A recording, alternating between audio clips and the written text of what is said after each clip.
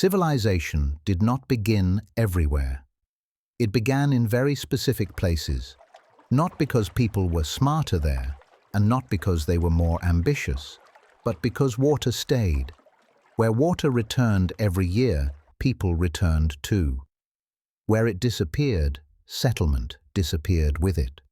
Across the ancient world, the earliest human communities followed the same quiet rule. They settled near rivers, lakes, and reliable sources of water, not out of strategy, but out of necessity. Water fed crops. It softened the soil.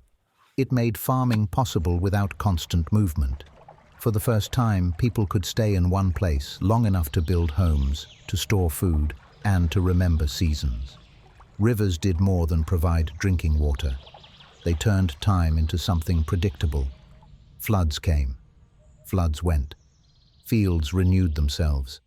And life followed a rhythm that could be trusted. Predictability changed how humans lived. When food became reliable, life became organized. People planned. They prepared. They began to think beyond the next day. Farming did not spread randomly across the land. It followed water's reach. Where fields could be irrigated, food production stabilized. Where they could not, settlement remained temporary. Reliable food changed everything. It allowed families to grow. It allowed skills to specialize. It allowed communities to stay together instead of constantly moving on. Some societies went even further. They did not wait for water to arrive naturally. They learned to guide it. They dug canals to redirect rivers. They carved channels through soil and stone. They built tanks, reservoirs, and wells to store water for dry months. These systems were not luxuries. They were not managing water meant managing survival.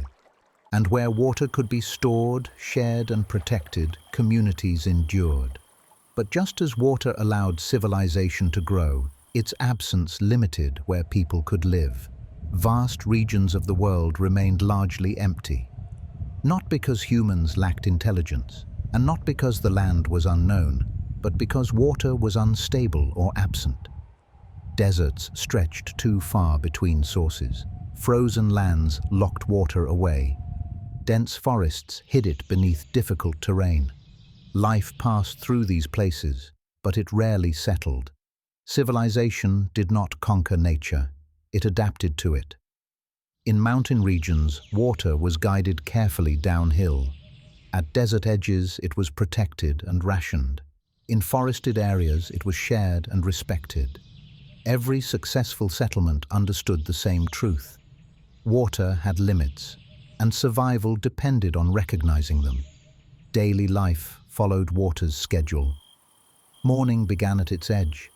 Fields depended on it by midday. Evenings returned to it for rest and renewal.